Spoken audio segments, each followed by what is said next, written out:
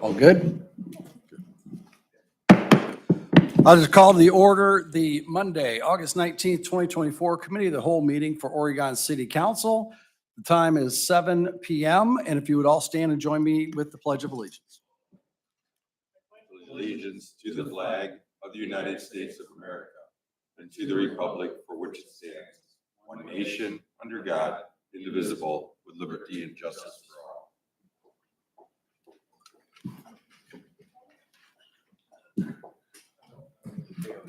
Ms. Ross, will you please take roll call vote of count or roll call of council, please? Sorry, Committee of the Whole, there is not a requirement for attendance this evening. We'll let the record note that Ms. Polliff is not here. She is at the fire service for Mark Keller this evening, as well as our fire leadership team is also at the service, which is at 7 p.m. tonight. From the city of Oregon, we wish the family of Mark Keller our best wishes and our thoughts and prayers to all of them as they go through this time. And Mark was a great representative of not only our fire department, but our city. So we appreciate him and his service to our community. That said, we've got nothing on persons and delegations, so we'll move right into the agenda for this evening. So first item on the agenda is item 133 of 2024. I'm sorry. Okay. Presented by Mayor Michael Safarian and Finance Director Nick Roman, and we'll go to Mr. Roman. Yeah, thank you, Mr. President.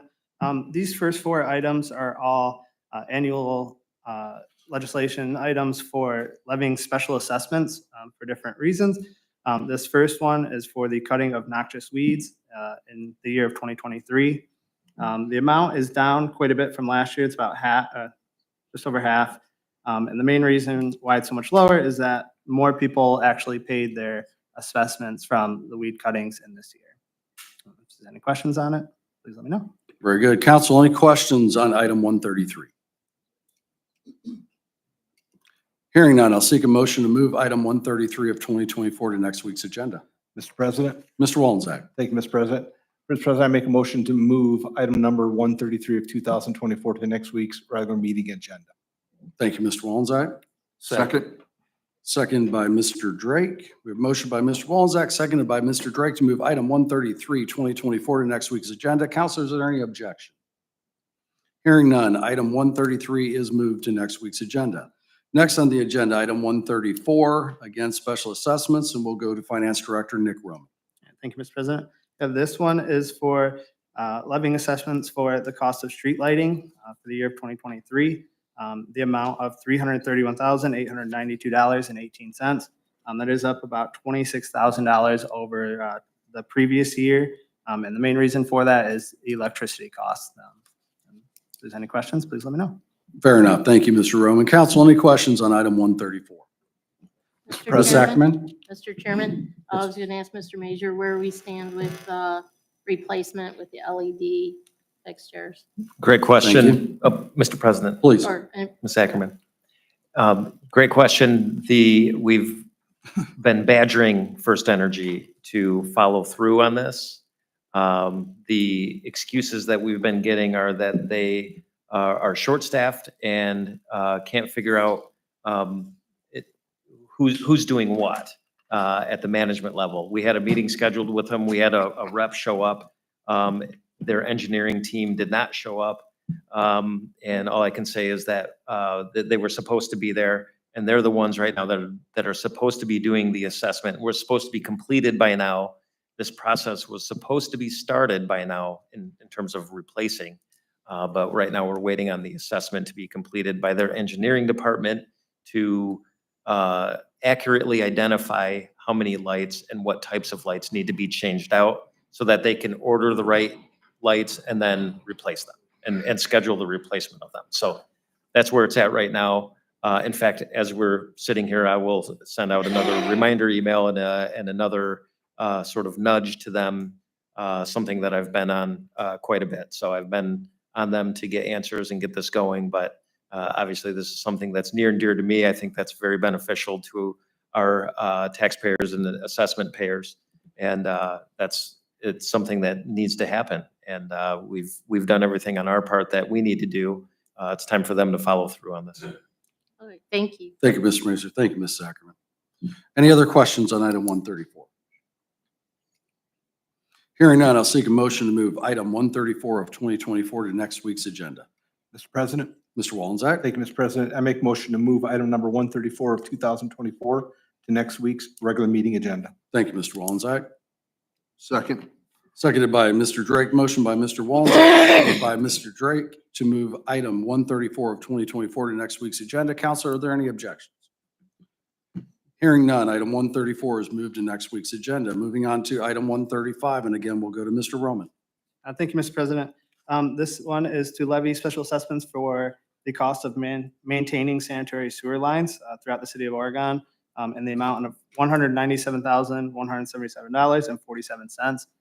This one is based off an ordinance from 1982 that set the rate at 28 cents per front foot.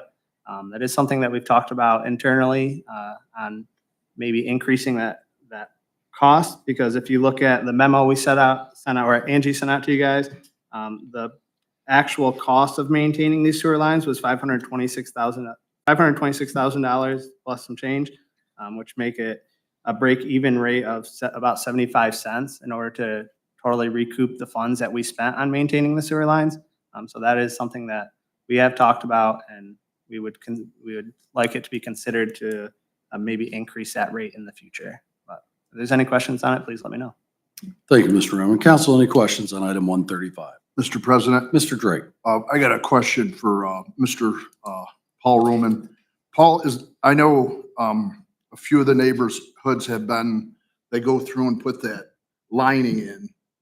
And I was just curious if some of the older neighborhoods, if you're still doing that or.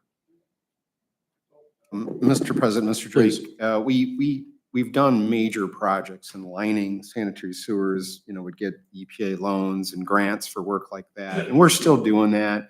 I think in the last year and a half, we've been working on the UV.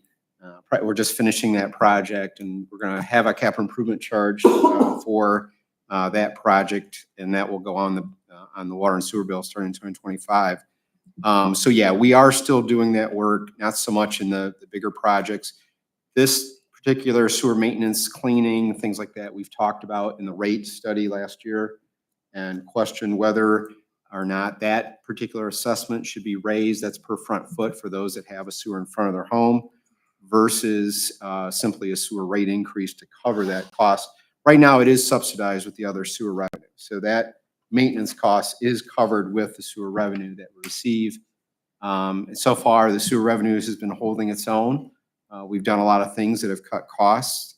I can tell you by switching to UV, instead of using chlorine, we've cut our costs almost $4,000 a month, which is good news because it's a lot safer UV. But anyways, that's something that we'll discuss here in the next month or so when we come forward with that capital improvement charge, talking about this assessment. Thank you. Very good. Thank you, Mr. Roman. Thank you, Mr. Drake. Any further questions? Mr. President. Mr. Wallensack. Thank you, Mr. President. In speaking or in answering Mr. Roman, obviously, as we go through the budget, this is something that should be discussed within our budget and how this is going to get funded. Just on a normal house, it could be a $75 per year increase on personal assessment, depending on your frontage. It could be a little bit more if you have a wider lot. So we would definitely want to look at that before we and have, I would guess, some committee meetings on that before we make that decision, but it's definitely worth a conversation this year. Thank you. Very good. Thank you, Mr. Wallensack. Any other questions? Mr. Nick Roman, I have just one question. So if we did decide that we wanted to raise that assessment rate, what is the process that has to be gone through in order to do that? I would I would say I would have to look on the exacts, but it would be an ordinance that would be passed through council, but. Mr. Okay, Roman so it could would answer have to come through council in Yeah, order you to would- raise correct. that assessment. You would need an ordinance to change that original assessment. And then I think it wouldn't apply till the following year. Okay. So. Very good, thank you. There's no further questions on item 135. I will seek a motion to move item 135 to next week's agenda. Mr. President, Mr. Solander. I'd like to make a motion to move item 135 of 2024 to next week's agenda. Thank you, Mr. Solander. Seconded by Mr. Wallenzak. Motion by Mr. Solander, seconded by Mr. Wallenzak to move item 135, 2024 to next week's agenda. Counselor, is there any objection? Hearing none, item 135 is moved to next week's agenda. Moving on to item 136, and again, we'll go to Mr. Roman. And thank you, Mr. President. This is the last special assessment for this year. This is for the cost of maintaining the drainage facilities and several neighborhoods throughout the city for the total amount of $12,395.09. And these were all fairly standard. We didn't have any issues on any of them where we had to replace any pumps. It's mainly just electricity and a little bit of maintenance work around the properties. And also would like to just note that typically we would have a fifth ordinance for this, but for collecting delinquent water bills, but our water department did a great job and was able to get every single water bill paid for the year of 2023. So good job. to them. Outstanding. Yep. Outstanding. Thank you, Mr. Roman. Council, any questions on item 136? Mr. President, Mr. Drake. I got a question. It might be for Joel or Paul Roman. I understand the pump part of it. I know Park Alonde, that fence was falling apart. I believe the street department went in there and ripped the final rotted pieces of wood. I just was curious if any of that money's used towards that, or is it the people in that subdivision that take care of it? Well, Thank you, Mr. Roman. yeah, so, Mr. President, Mr. Drake, how it normally works for all the subdivisions, in the plat map, it'll state what can be assessed to the individual properties. And a lot of times, if there's a designated detention area, if there's work on it, if there's a project that we have to do, that gets assessed per property. And that's what normally these ordinances are for. One thing I caught that we cut grass too, and I think that should be assessed. I don't know if that hasn't been followed through in the past, but I think that should be assessed to those individual subdivisions. But normally it was like the projects, if there was some specific deep cleaning or something like that, you'd see that on this assessment. Thanks. Very good. Thank you, Mr. Roman. Thank you, Mr. Drake. Council, any additional questions on 136? Hearing none, I'll seek a motion to move item 136 of 2024 to next week's agenda. Mr. President, Mr. Wallenzeck. thank you, Mr. President. I make a motion to move item number 136 of 2024 to next week's regular meeting agenda. Thank you, Mr. Wallenzeck. Second. Seconded by Mr. Solander. We have a motion by Mr. Wallenzeck, second by Mr. Solander to move item 136 of 2024 to next week's agenda. Council, are there any objections? Hearing none, item 136 is moved to next week's agenda. Moving on to item 137, being presented by Mayor Michael Safarian and Public Service Director Paul Roman, and we'll go to Mr. Roman. Thank you, Mr. President. This ordinance, this agreement I brought up a couple weeks ago regarding the Ardmore subdivision, but really what we're asking to do is to extend an agreement that we had with Menards to use their retention pond as a regional retention pond. And what I mean by that is that it's not just used for their site, it can be used for public drainage. And the agreement took place from 2009 to 2019. It's really the Brown Road sewer itself is undersized, and it was a question of whether the Menards pond could be used as an overflow. When Menards came to develop in Oregon, we knew that the Brown Road storm sewer was undersized, and we basically made Menards put in a retention pond that could hold 200-year storm events back to back with no outflow. And after that was built, And we actually had it where their pumps would actually shut down if the Brown Road system was surcharged, their system would actually shut down. It worked very well, but we also noticed their retention pond was never full. And yet Ardmore always had flooding for decades. And we asked, well, could we install an overflow from the Brown Road sewer into the pond? And we also put in a backflow, which basically stops flow from one direction. We put that in the Brown Road sewer at Coy that would stop any other area from also draining into their pond. But by doing that, it would provide a lot of flood relief for the Ardmore subdivision. The exchange for that was that the street department would cut around their retention pond and pay 50% of their electrical and maintenance costs for their pumps. The electric bill each year was averaged $150 is what we paid. And simply cutting it was just, it was a very simple barter. And I can tell you that Forester still sees backup. I'm not saying it doesn't, but that amount of time that it's surcharged is drastically reduced. Years prior to 2009, actually the subdivision was built in the 60s.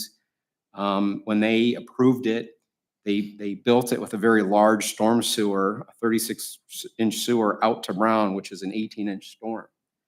And, you know, they don't talk about ever replacing the Brown Road sewer to Wolf Creek, but it's, you know, it's 1.5 miles. And originally we had looked at replacing the Brown Road sewer to enlarge it. And when you look at the cost, we did change our method to serve Ardmore. What we built was a large regional detention pond between Pickle and Navarre, and we increased the storm sewer on Pickle to flow to Mary Allen. And the ideal was to enlarge Coy and then would run an overflow from Forester over to Coy. And that we're still planning that project. This whole idea of this agreement with Menards was meant to be an intermediate solution. And it's still our plan. We simply need to replace the Coy Road storm sewer because it's old, but we also are asking to enlarge it. And we had money in our budget to do survey work and start planning for an easement that would go from the Ardmore subdivision over to Coy.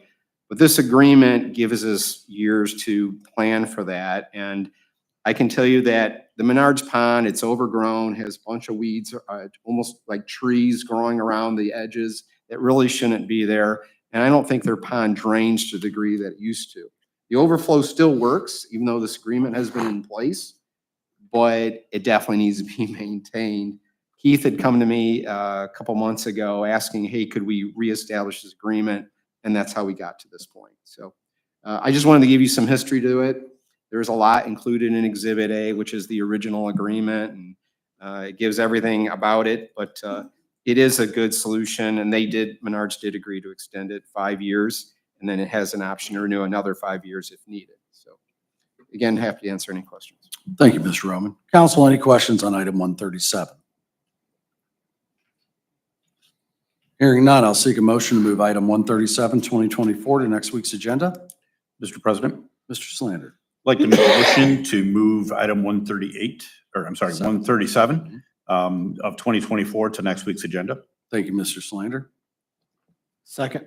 Second by Mr. Wallenzak. Motion by Mr. Slanders, seconded by Mr. Wallenzak to move item 137 of 2024 to next week's agenda. Council, any objections?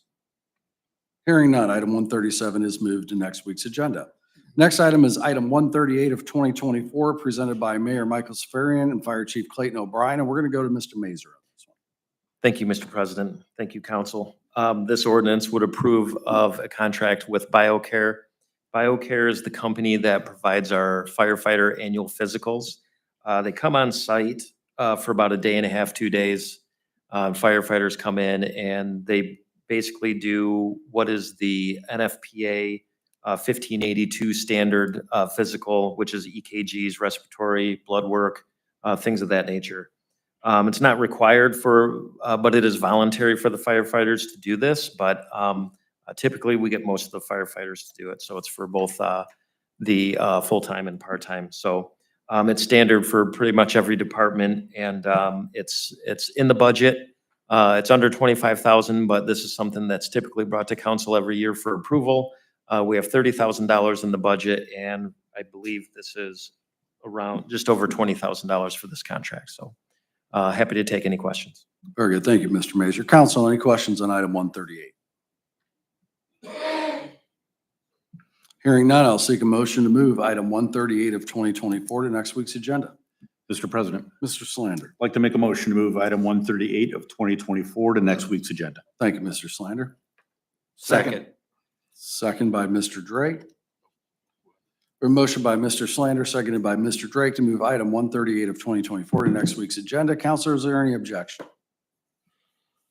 Hearing none, item 138 is moved to next week's agenda. Moving on to item 139 of 2024, presented by Mayor Michael Safarian and Building and Zoning Commissioner Stephen Schrake, and we will go to Mr. Schrake. Thank you, Mr. President, members of council. On November of 2023, majority of Ohio voters approved Issue 2 to legalize possession and use of marijuana by individuals aged 21 and over, including the sale of marijuana by state licensed dispensaries, and to create the Division of Cannabis Control within Ohio Department of Commerce. Municipalities across the U.S. have implemented or are implementing regulations, standards for cannabis business establishments. The City of Oregon currently has no regulations for medical or non-medical cannabis dispensary business establishments other than requiring a special use exemption, which was passed previously by this council. The staff and administration referred the question to the Building and Zoning Department to consider whether the city would be best served by implementing restrictions on cannabis dispensaries. This ordinance would do just that, and it would align with what has already been established. We feel that the state of Ohio has some very stringent requirements related to the licensing, and this would just dovetail with what the state has already established in permitting it to be any of these to be located within zoning districts C2 and C5 as shown on the map on the screen, in accordance with the Cannabis Dispensary Corridors map. Also, this would set forth that any business would have to comply with the Design Review Committee, which is no different than any other business being constructed or opening along these corridors. It would also require that if it's adjacent to a residential district, shall have a minimum 6-foot-high screen fence along such abutting lines. Again, no different than any other business along these corridors. And no merchandise or pictures of the products or product use on the premises of the dispensary business establishment shall be displayed in signs, window areas, or where they can be viewed from the sidewalk, street, or public way. No sign shall bear any image depicting the display, decoration, sign, window, or any other means of the marijuana leaf or combustion of plant material unless it is part of the brand logo of the business. That is all I have. But Thank you, I will Mr. entertain any questions. Thank you, Mr. Straight. Mr. Mazur, anything to add on? Nothing to add. Okay, very good.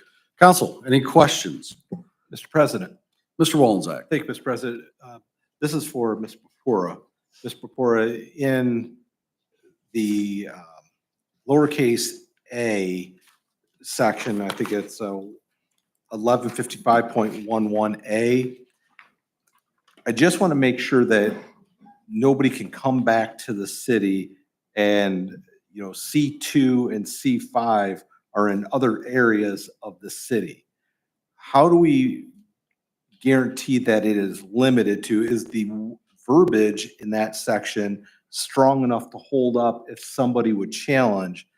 And should we, instead of saying only be permitted in, should we make it stronger, like shall be limited to these zoning districts in accordance with this map.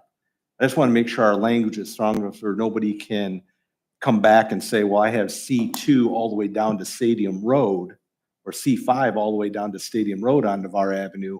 I can place it there also.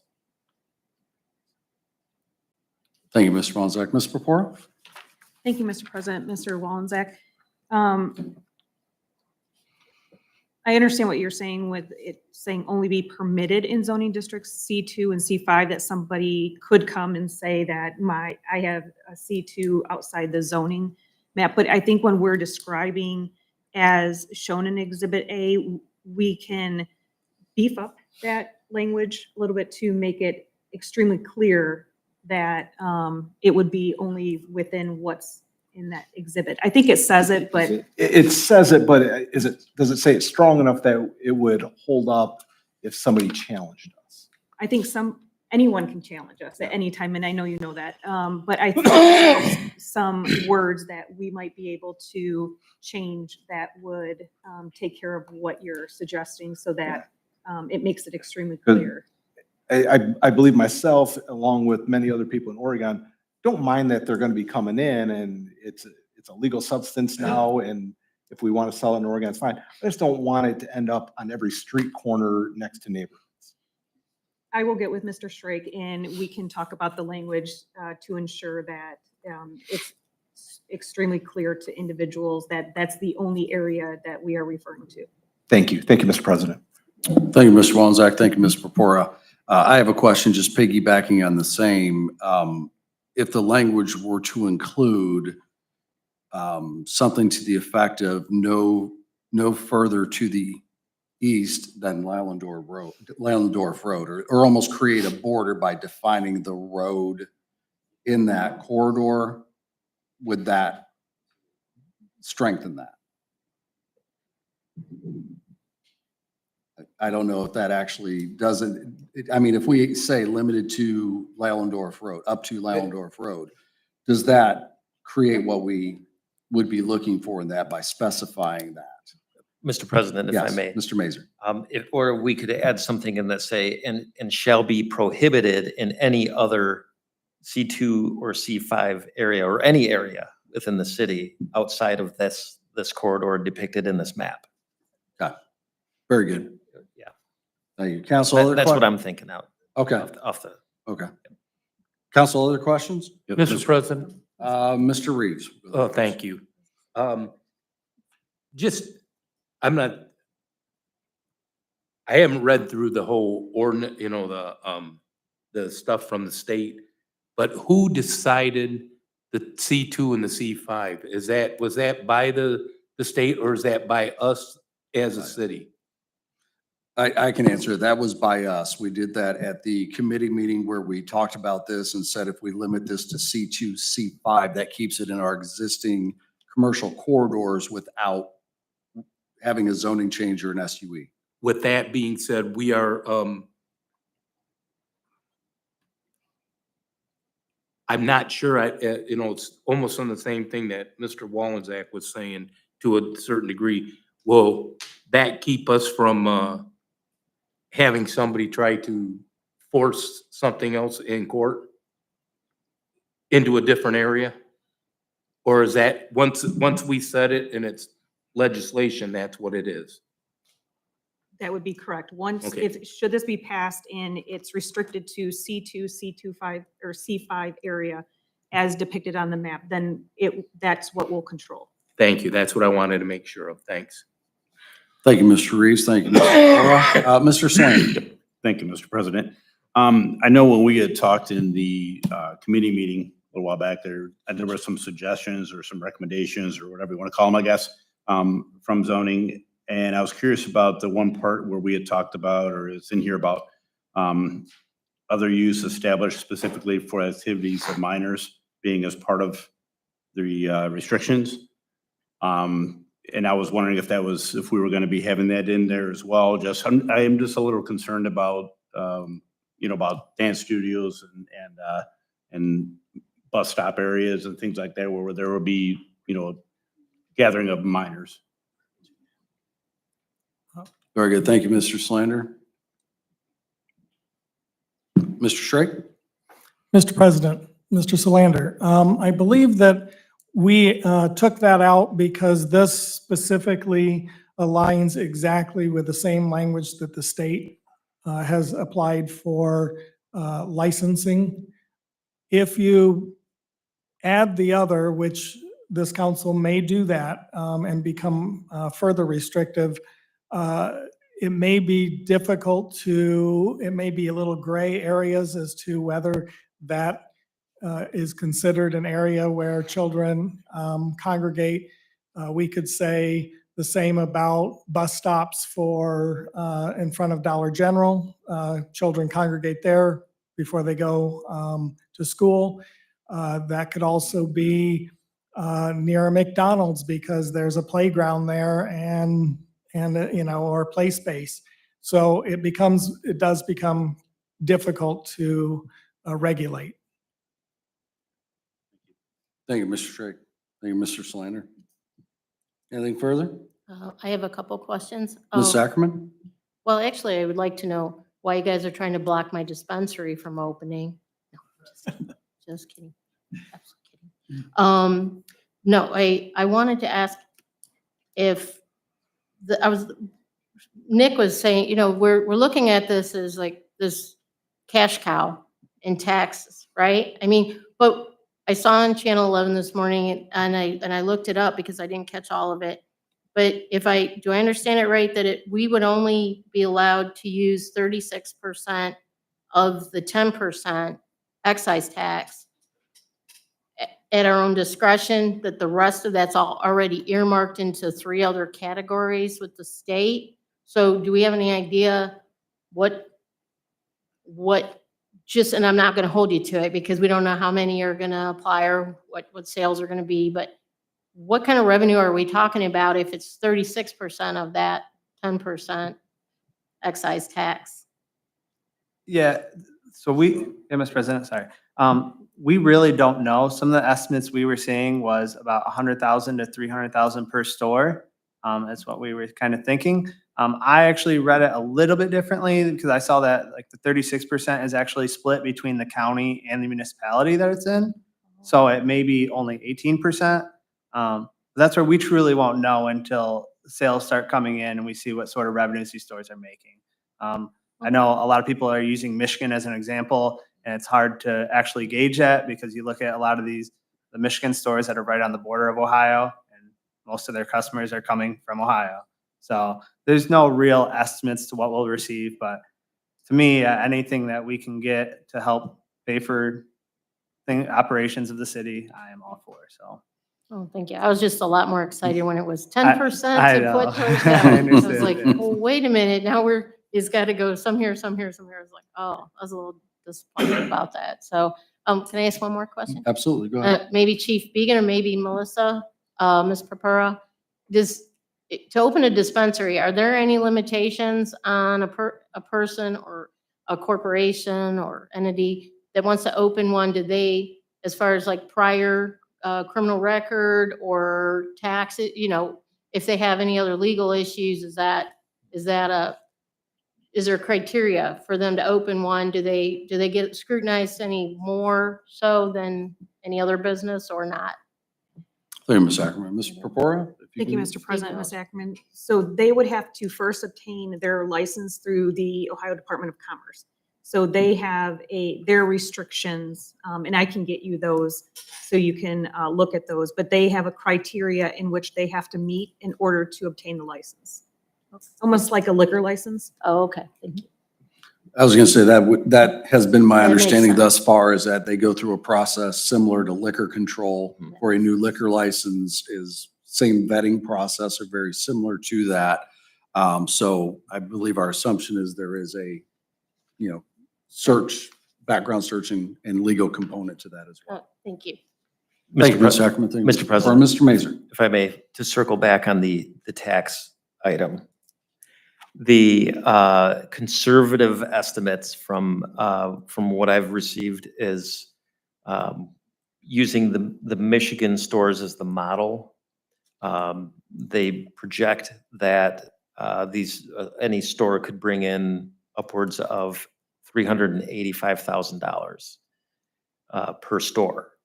And that was supposedly a conservative estimate, but agreeing with Nick that we won't know until they start dispersing that money. And that's with the 36% of the 10% excise tax. Right. So the communities would receive, on the conservative side, $385,000.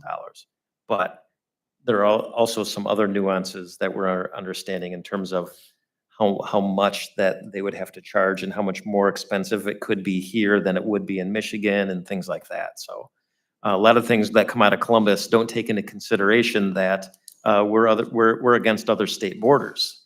And you know, in terms of job creation, you know, and everything else, it's, you know, we're competing with Michigan and Indiana in a lot of cases. So, but that's where those projections came from, basing that excise tax off of the actual gross sales of what the Michigan stores are bringing in.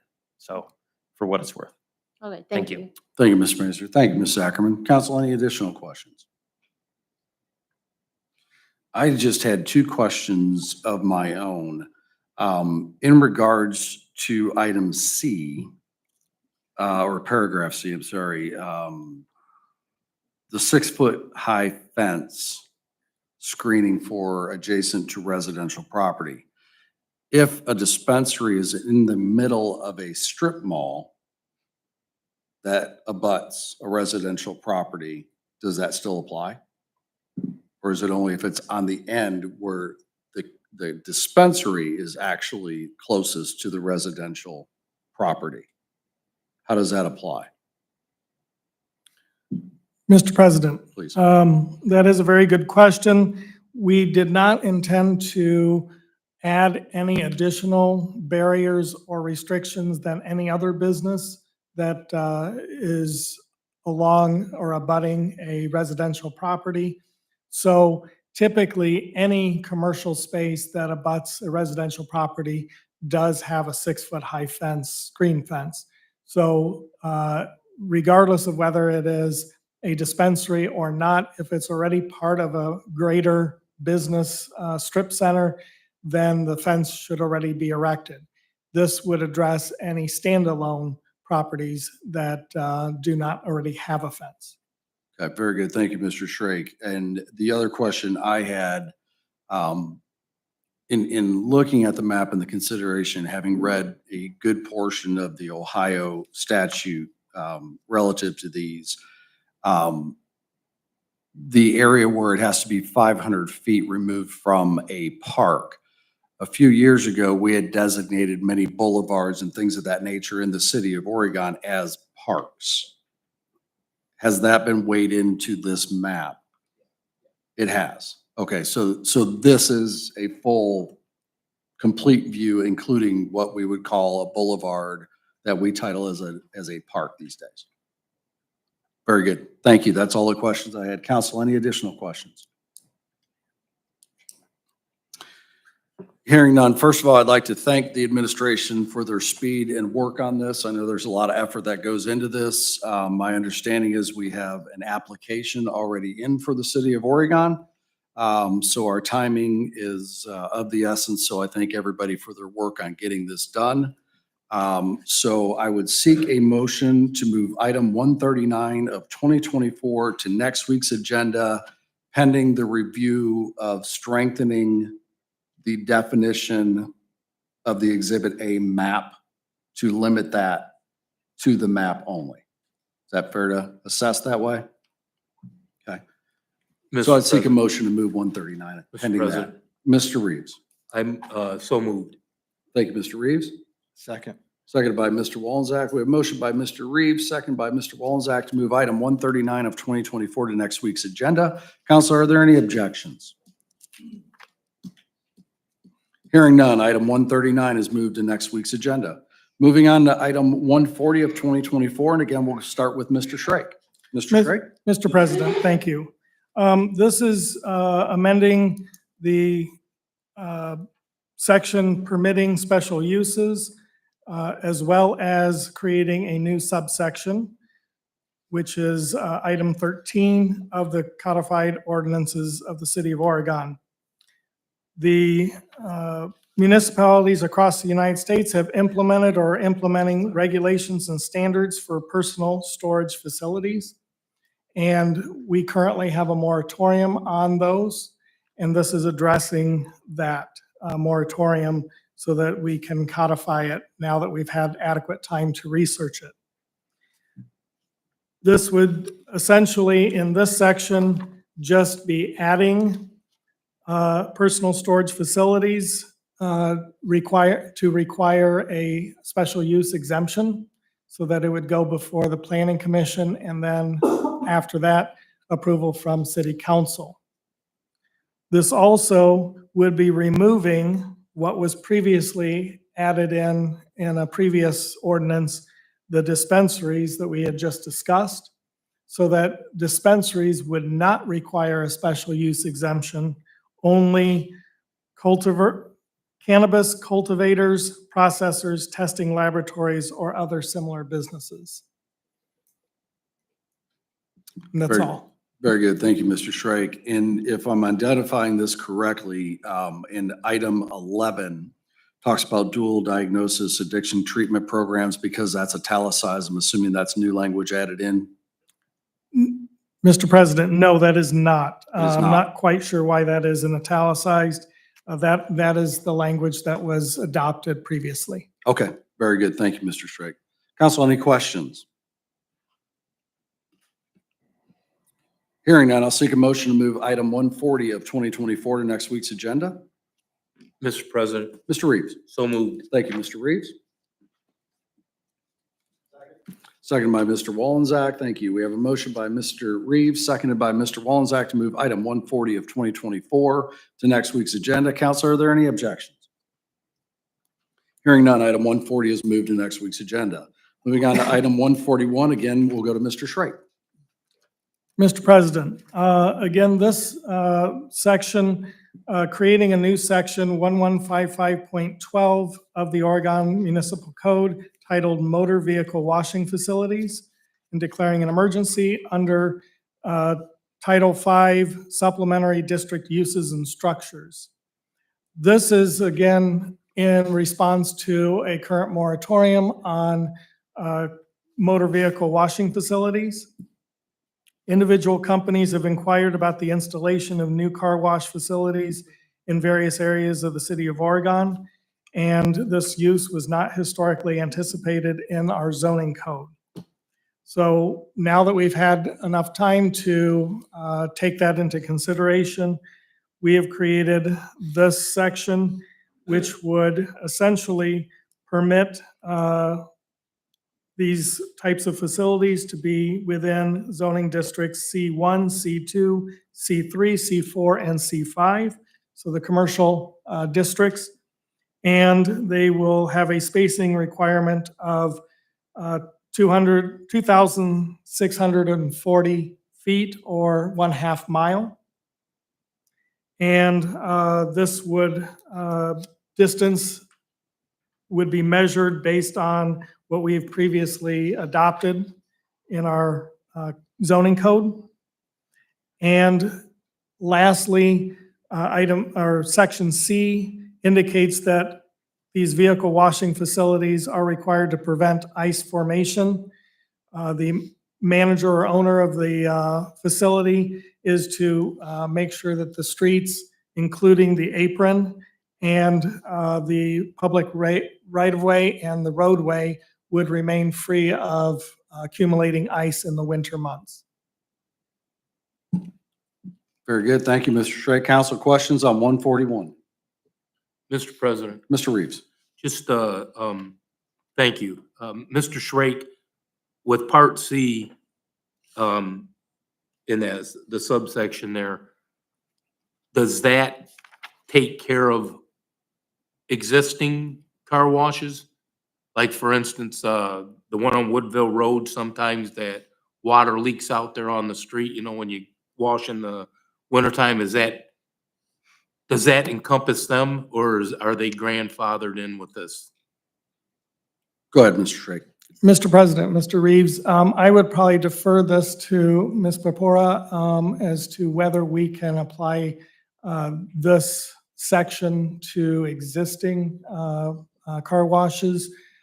Currently, there are only two that we have on Navarre, and we have addressed concerns from the last winter with the management, and they agreed that they would take care of it, but I would defer that to our law director.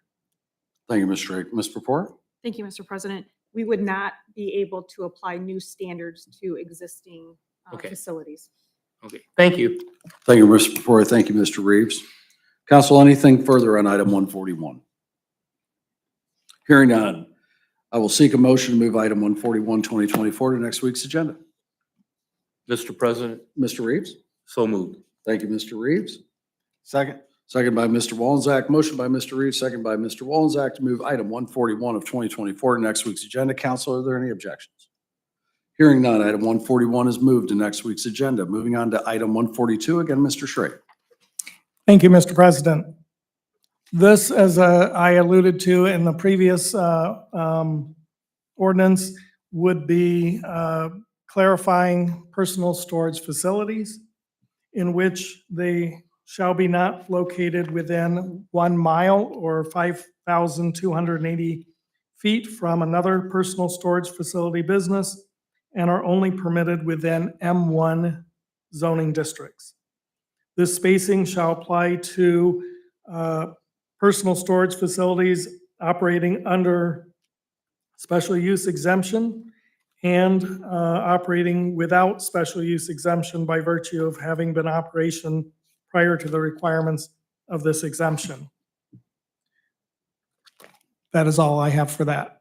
Thank you, Mr. Schrey. Council, questions on item 142? Hearing none, I'll seek a motion to move item 142 to 2024 to next week's agenda.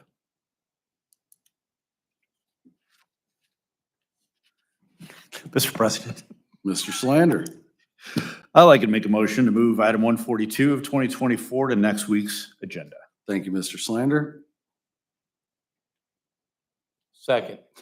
Thank you, Mr. Reeves. We have a second. Motion by Mr. Slander, seconded by Mr. Reeves to move item 142 to next week's agenda. Council, any objections? Hearing none, item 142 is moved to next week's agenda. Moving on to item 143. Again, Mr. Schrey. Mr. President, if I may, I'd like to address both item 143 and 144 together. Please. Both of these are housekeeping items in removing personal storage facilities from other portions of the zoning code, since now with the adoption of the personal storage facility section, it would be required as a special use exemption versus by right. Very good. Thank you, Mr. Schrey. Council will take questions on both items 143 and 144 together. Any questions on either? Hearing none, I'll seek a motion to move item 143 of 2024 to next week's agenda. Mr. President, Mr. Slander? I'd like to make a motion to move item 143 of 2024 to next week's agenda. Thank you, Mr. Slander. Second. Seconded by Mr. Reeves. Motion by Mr. Slander, second by Mr. Reeves to move item 143, 2024 to next week's agenda. Council, any objection? Hearing none, 143 is moved to next week's agenda. Item 144, last on our agenda this evening. Again, Mr. Schrey. Or I'm sorry, we've already discussed. I will seek a motion to move item 144 of 2024 to next week's agenda. Mr. President, Mr. Reeves. so moved. Thank you, Mr. Reeves. Second. Second by Mr. Slander. Motion by Mr. Reeves, second by Mr. Slander to move item 144, 2024 to next week's agenda. Council, any objection? Hearing none, item 144 is moved to next week's agenda. That concludes all the agenda items we had for this evening. We'll move to the mayor's report. Thank you, Mr. President. At this time, I have no report. Thank you, Mayor. Mr. Mazer. Thank you, Mr. President. I have a few items. The Comprehensive Master Plan Steering Committee meeting is this Thursday. That is just for the steering committee, and it is at, I believe, 6 o'clock. I'm checking my calendar right now. Just want to make sure. That's for everybody that is up here right now that wanted to make sure that have it on their calendar to attend. Yes, it is 6 o'clock. Honey Fest, the apparel store will be open till August 25th. We will have a limited supply of apparel at the Honey Fest, so it'll be the oatmeal colored t-shirts and the brown sweatshirts we'll have on hand. Other than that, if you want the blue or the pink or the other colors, you have to get those from the apparel store. And the OEDF investors meeting, I believe is this Friday. And that usually starts at 8 o'clock. But they're open at 7:30 a.m. if people want to get coffee and network with some people. Usually goes until 9 o'clock. And that's all I have. Thank you, Mr. President. Thank you, Mr. Mazur. Ms. Purpura. No report, Mr. President. Thank you, Ms. Purpura. Mr. Roman? No report, Mr. President. Thank you, Mr. Roman. Mr. Reeves? No report, Mr. Thank President. you, Mr. Reeves. Mr. Wolzak? No report this evening, Mr. President. Thank you, Mr. Wolzak. Ms. Sacrament? No report this evening. Thank you, Ms. Sacrament. Mr. Slander? Gonna break the chain, sorry. No report from my standing committee. Just a couple quick things. One, I just wanted to express my sincerest condolences to the fire department as well as friends and family of Mark Keller. It's going through this difficult time. Secondly, I just had one question for Mr. Mazur. The home that was demolished on Fargo and I can't think of Milwaukee, yep.